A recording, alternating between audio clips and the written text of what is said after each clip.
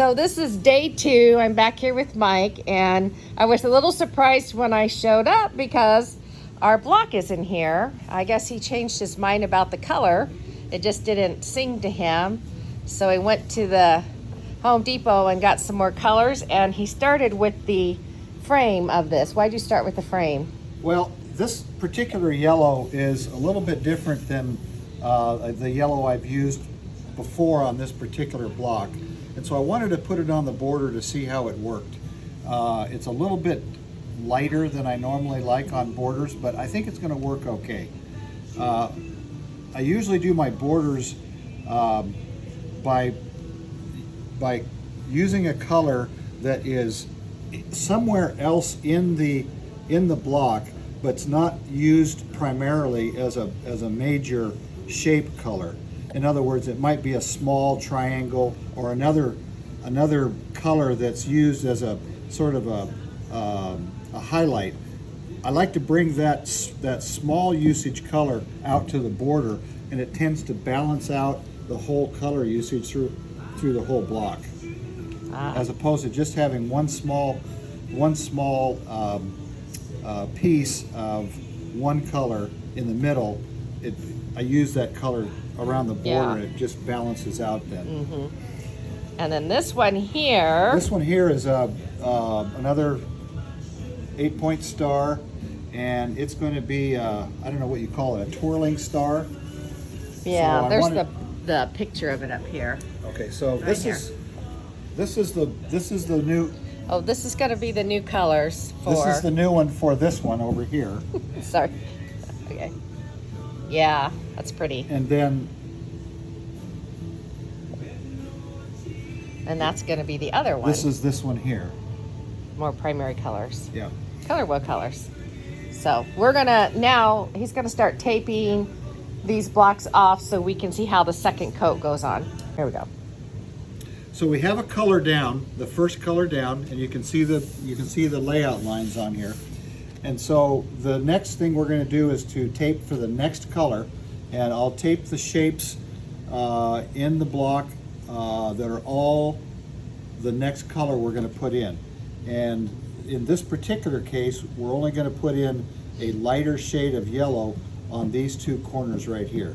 And those are the only two shapes in this block that take that color. Okay. And so this particular color I've had to mix up, and so it's going to be a contrasting lighter shade of yellow than what's down here now. So that's going to go on these two. So we're just going to paint these colors. Then when that's drying, that first coat on that one's drying, we're going to swing over here to this one, and we're going to put down probably 2 different colors, one over here and one over here. You have to separate them because you can't tape adjacent colors together. Because the tape overlaps. Okay. So that's what we're going to do next. Okay. So Here we go. So when I tape, again, the points are the most important thing, and so I always put my tape down just so it's right on the point. And then when I tape the color for the first time, I put it right along the line. When I say first time, I mean there's no paint adjacent to where I'm going to paint, like in this area here. However, on this one, we're going to paint along these lines, and so, like I explained yesterday, we want to put the tape so that there's just a hair of the paint here showing, so that the new paint will cover that paint that's already down just enough so that there's no break in the paint to let the weather in, moisture, so forth. And so, and taping is really sort of an acquired skill. What I do is I try to pull the tape out as long as I can, and then put the end down, and then use this end to sort of guide it along the line. And the longer you make it, the easier it is to guide it along the line. So we've taped this section off, and now we're going to tape this section off, which is the same color. So we're going to tape along this line here first. And you can see what I mean by just moving the tape so it falls right on the line. And sometimes when your layout isn't exactly right, if you look real close, you can see that point, those lines don't cross exactly together. You can kind of cheat a little bit and pull your tape so it's away from the line, and then you can get it to fall right on that point. And you'll never see that little deviation when it's finished. And then we'll do the same thing over here.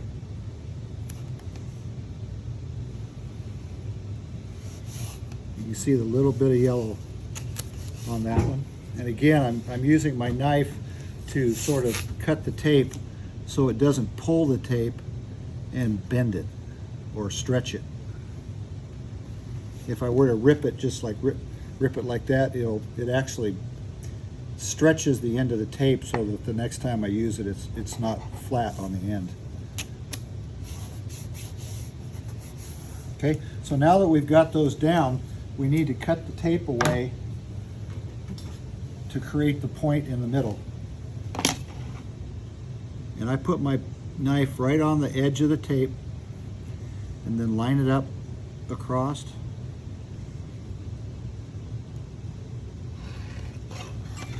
Both ways.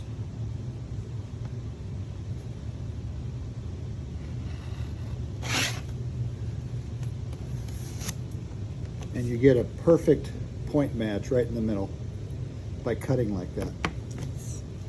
It's the only way you can get your points to line up exactly point to point like that.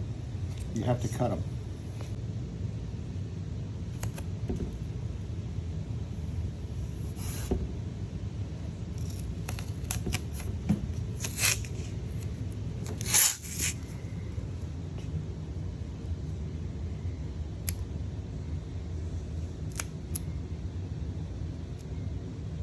I wouldn't have thought to do that so that the paint overlaps.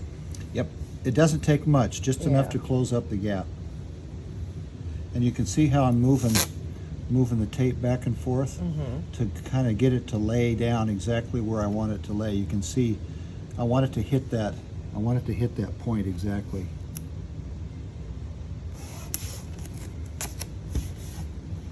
So this next color is apple green. It's going to be apple green and a deep blue right there.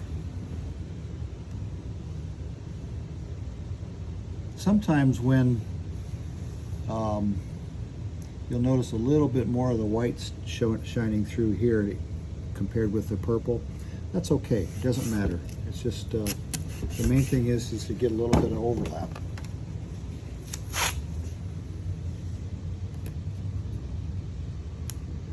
Now here, I want to be sure that my tape doesn't go over into the green like this. I need it to sit right there on the point of that.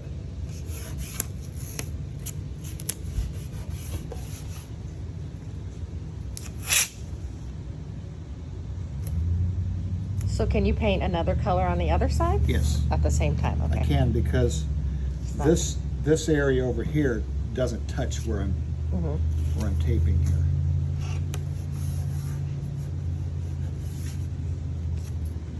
And so we'll do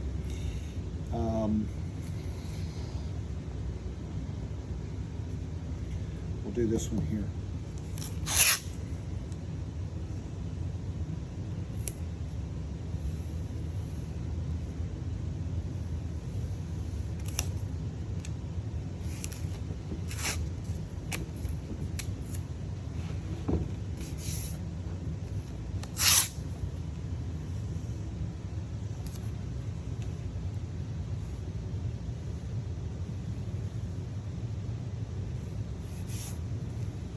Those little changes in alignment as you move the tape back and forth, you never see that when it's done. But it does make a difference in making sure that your paints overlap like they should. So now here, that line is right pretty much on that point. So I want to make sure that that point's not covered up.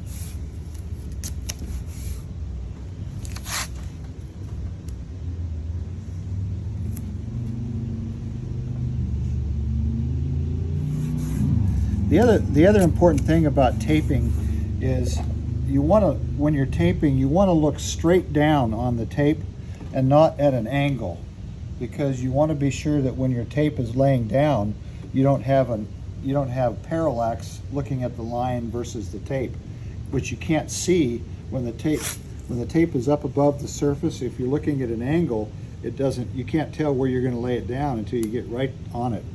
When you look straight down on it, then you can see exactly where your tape is lining up on the paint surface.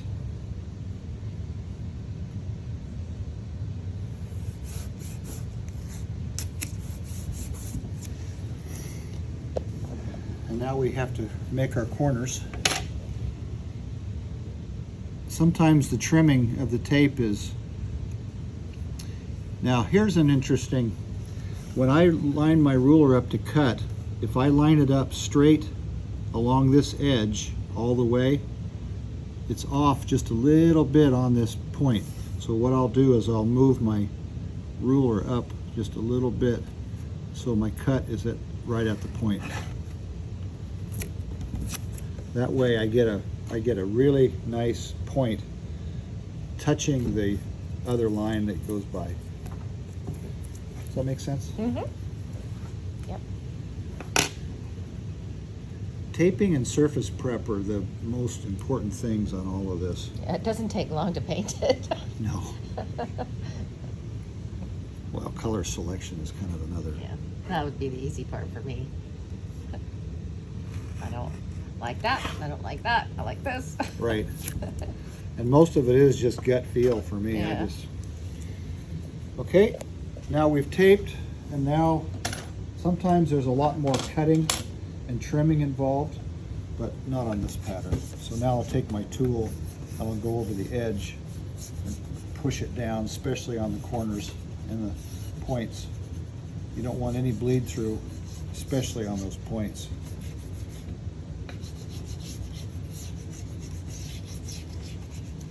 These barn quilts, for me, it's all about the points. I think quilting is the same way. Oh yeah, it is the same way. Okay? But sometimes it's the best you can do.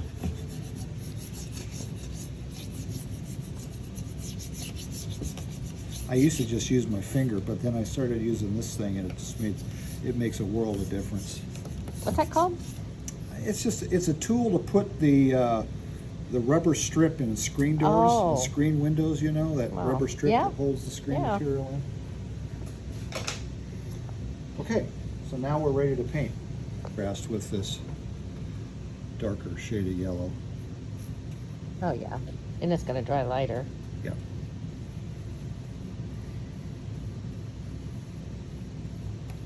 When I paint, I like to paint along the lines instead of pushing the paint underneath the edge of the tape, which it won't if you tape right.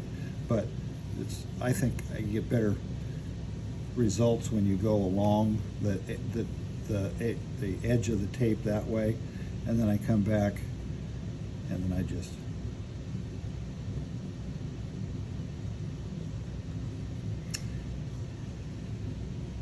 and that paint will level out so you don't see the brush marks quite as much. Did you put Floetrol in that? Yeah. Okay.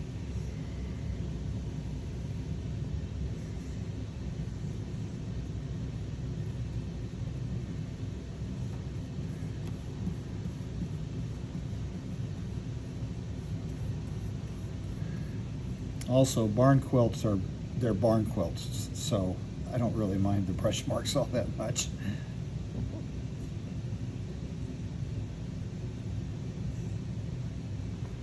But I do like to make sure that they're not splotchy and they lay down evenly. So that'll look pretty good. That's the first coat. And I think that this particular coat will cover, or this color will cover good in 2 coats. So we'll come back at about 30 minutes and put the second coat on and remove the tape. Here we go. Up. It's bad for you. It's not Right. healthy. It's not healthy to be a perfectionist.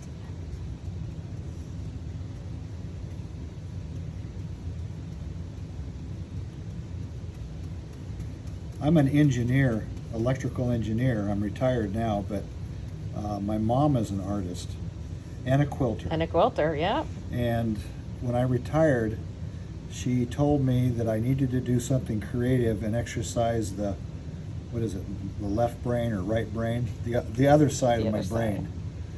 The And left I side. said, I'm not creative. And she says, oh, yes, you are. You just don't know it. You need to practice. And I said, okay, well, whatever. So I've always taken pictures of windmills whenever I traveled on business. And I always saw these barn quilts when I was looking at old farms. And so I started thinking about doing these barn quilts because they're very geometrical, and it kind of clicked with the engineer in me. And you know, you can use geometry and measurements, and You'd make a good quilter. Maybe you should take that up. no, I don't need another hobby. Anyway, I did one, and that was 200 and some odd barn quilts ago. Later. Yeah.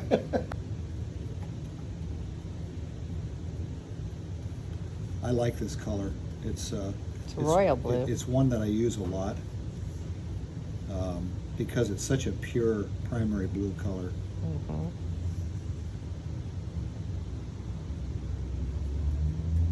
See the little chunks of stuff in there. Paint is so expensive. I just hate going to the store and buying it. How much is a can of that? A quart of this particular Mhm. Behr paint is about $25. Really? Yeah. Oh. I thought I had an expensive hobby. Well, that's why I buy the quarts, because you know they Yeah. last so long. Yeah. A lot of people they that do barn quilts, they go and buy the sample Mm-hmm. sizes, which These, is right. about a half a pint, something like that. Yeah. Mm-hmm.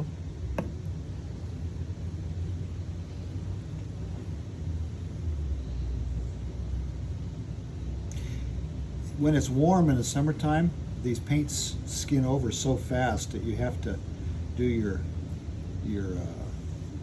brushstroke pretty quick. It's called Firecracker Red, and I really like it. It's got a little bit of brick color in it. It's not a real pure red, but it kind of goes with a lot of different colors without being too overpowering.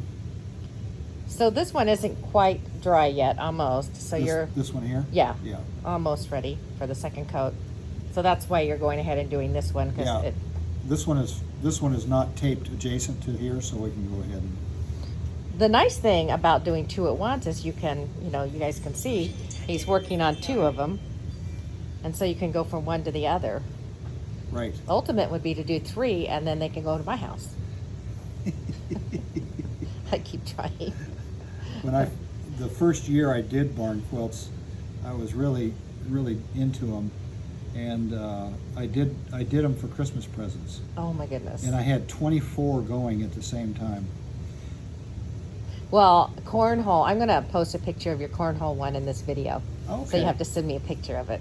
All right. He made a cornhole game with quilt blocks around the circle where you throw the corn, the bag, For my daughters, yeah. for his daughter. Both daughters? Or Two just of my three two of daughters, them. yeah.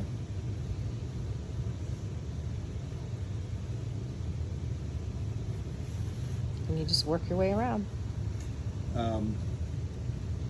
Yeah, I've got two different cornhole sets. I'll send you pictures of both of them. Okay. I'll share them with you guys. Yep.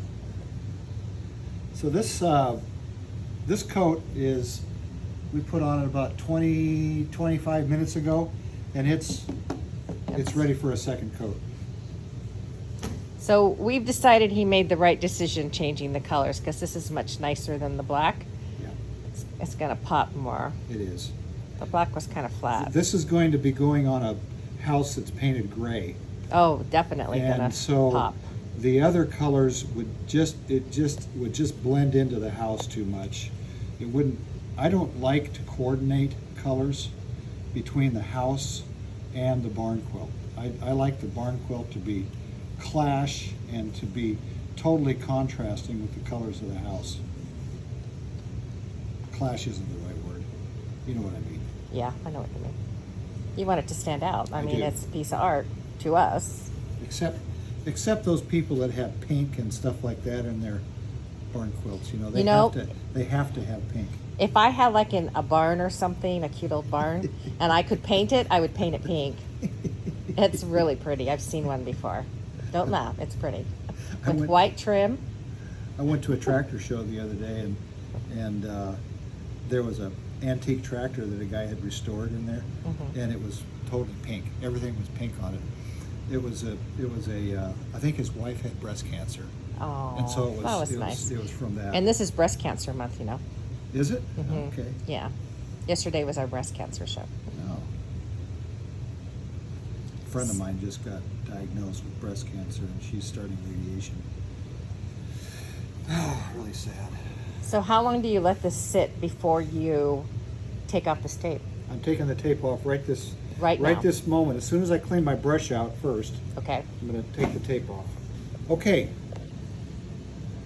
Now we're going to take the tape off, and this is my favorite part of making barn quilts, is revealing the pattern when you take the tape off. It's the most exciting part because you get to see how well the two colors work together, and you get to see the edge. Look at that nice straight Now, what's edge. your technique for peeling this off? When I peel the tape, I'm peeling it away from the paint, and I'm peeling the tape at a really low angle to the surface of the board. So you can see I'm peeling away from the paint, and keeping the tape at a really low angle to the board. And what that does is it cuts through the tape, or cuts through the paint, and makes a nice clean edge 99% of the time. Nice.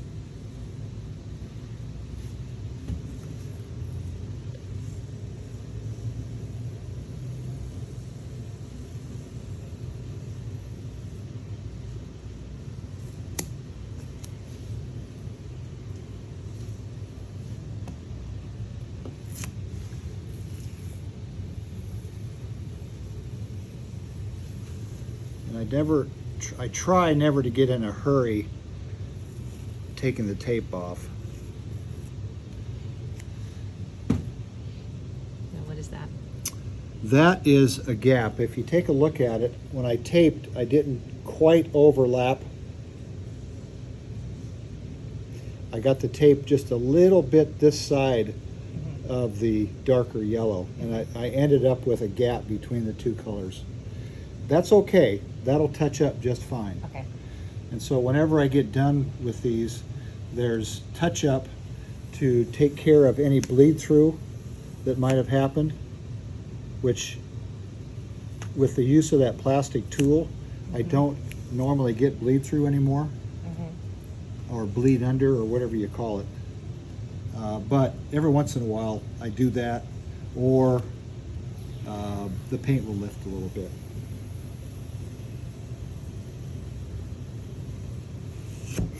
There you go. Beautiful. That's Pretty. why I use frog tape, is because you get those nice crisp lines. And it's more important to the points than it is on the lines. The line edges are important, but to get those sharp points, you have to have a good seal on your corners.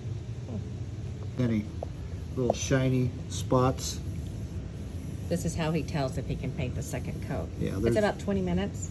Yeah, this has actually been about 20 minutes on this one. So that's why I like to work on two. I can kind of bounce between them back and forth. So it just has to be not tacky to the touch.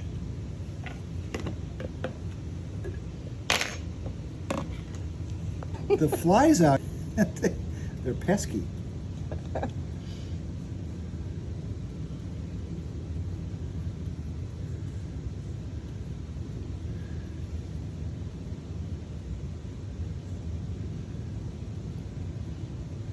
Some people are very, very picky about how they paint what they paint, how they tape. Well, you seem pretty picky. Well, I'm not as picky as some people.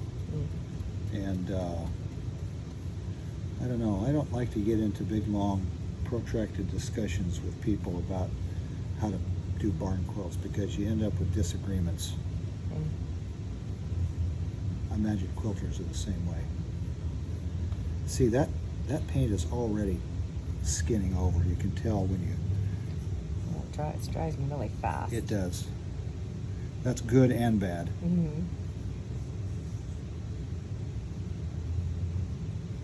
The top of it looks almost dry. It does, Yeah. doesn't it? You can tell by the way that the brush drags over the surface of it. You can tell when it's drying, it just bogs right down. It's like skiing. When you're skiing on slushy snow, Yeah. your skis. And the problem is that it tends to, see that? See that? It actually tends to drag the paint away from the surface. So you have to kind of go the other direction and smooth it out. It won't take that long to put these. So he's going to put the second coat of paint on the blue one so he can take the tape off of both at the same time.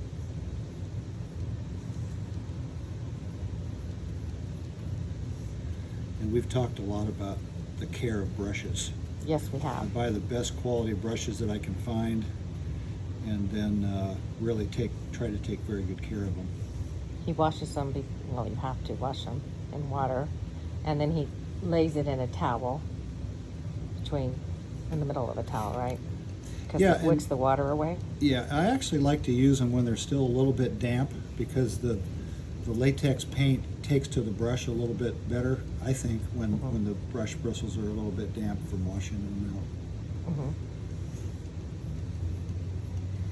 And I just use a bucket with water in it and I don't usually put any more paint on the brush than that. Okay. Because otherwise it gets up in the end of the base of the bristles here and you can't get it out. And it just ruins the brush.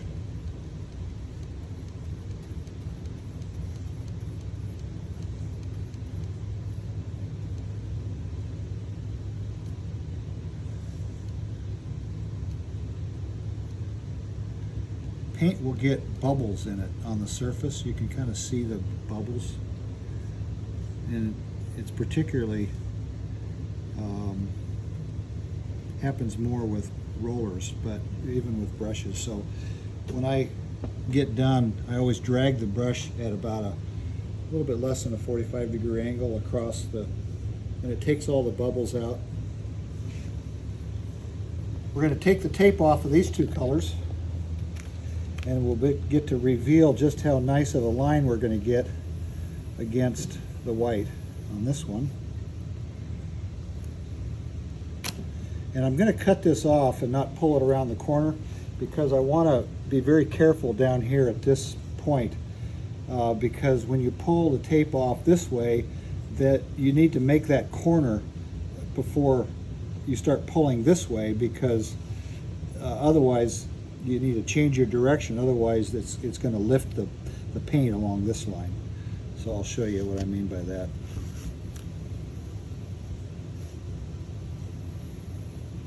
So when you come up to that, getting ready to come up to that corner, what I'll do is I'll cut it off at that point. And then I'll pull it back this way from this end. That way I'm pulling towards this corner and I'm not lifting it off.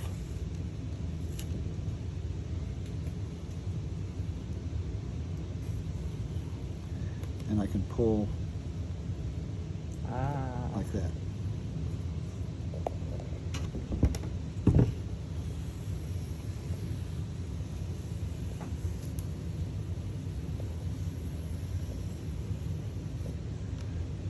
This one here, I'll go around the corner because I can change the direction of the tape like that.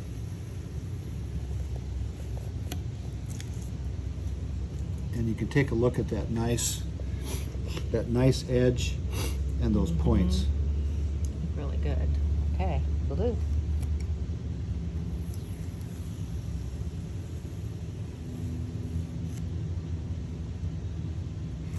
This frog tape is expensive. It's like 10 or 11 bucks on Amazon. But I go through so much of it. You can't think about how much it costs when you use it. You just have to use it, and just use as much as it takes.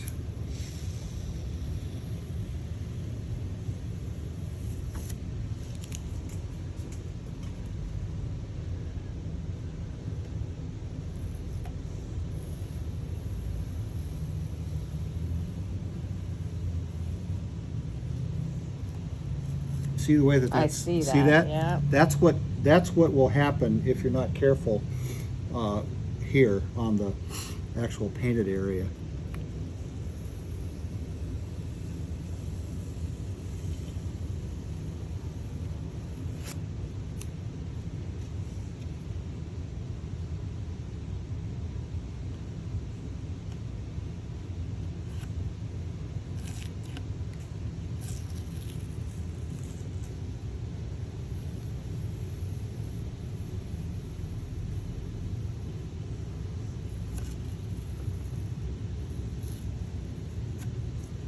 See how it lifted?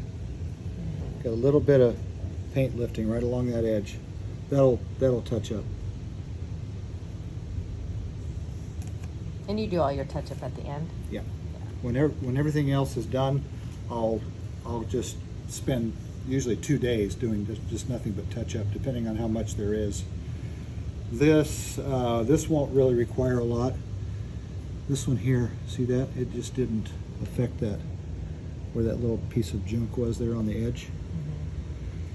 So I can come back and I can actually touch that up right now, but maybe I will.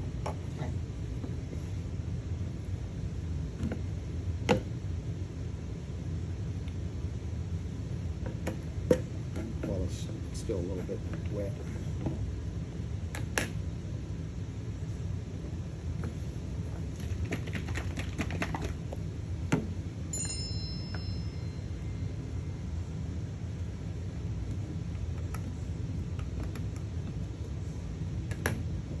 Take my little artist brush here, and when I do my touch-up, I usually try to do I just use the lid of the can, because I don't want to have to dip my little tiny brush down all the way down in the can like that.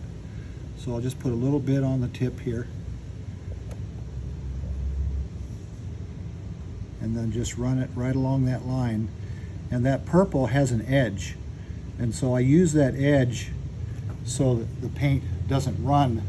You can see where the frog tape was, where he's pointing out. You can see it when in the right light, but when your barn quilt's up, you can't really see it all that much. And over time, the weather will wash that away. Oh, okay. Okay. So he is now finishing up the second coat of the red.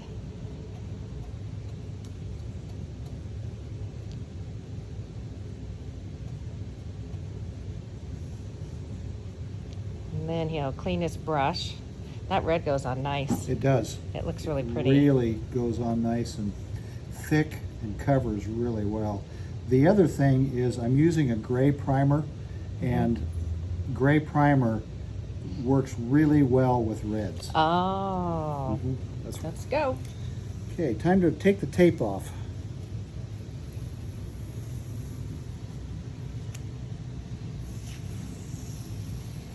So the only time you don't go around the corner if it's a point? Inside corner. Oh, inside corners you don't go around. Right. Okay, you cut them off. Okay. Kind of like us clipping inside corners when we applique. He's going to clip it. I always try to pull towards the center point. So that the only way to do that is to cut it off and then pull from this direction in. And then once I get close to it, well, there's a second piece in here. But that came from the trim. I always pull towards the center so that both edges are cutting. This is pretty thick. This is pretty thick paint, and so Turned out nice though. I'm being careful.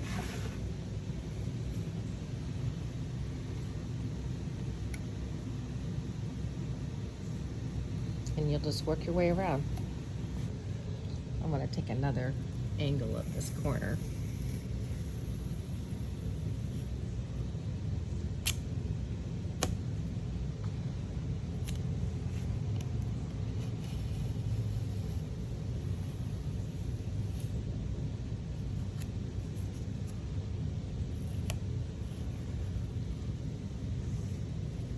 Just pull it towards the corner.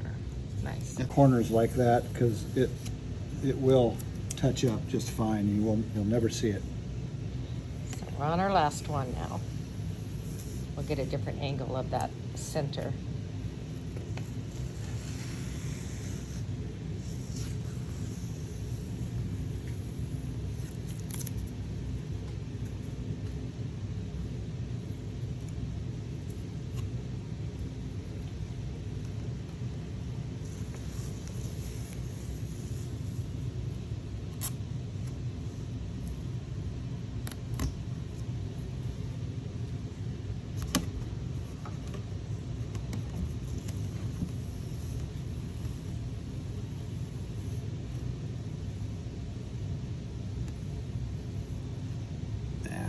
See that?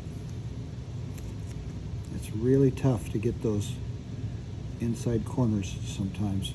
Sometimes I'll take the knife and just score it just a little bit there to keep it from tearing any further. For some reason this one is wanting to lift. See that lifted there also. But that's touch up. It's all touch up.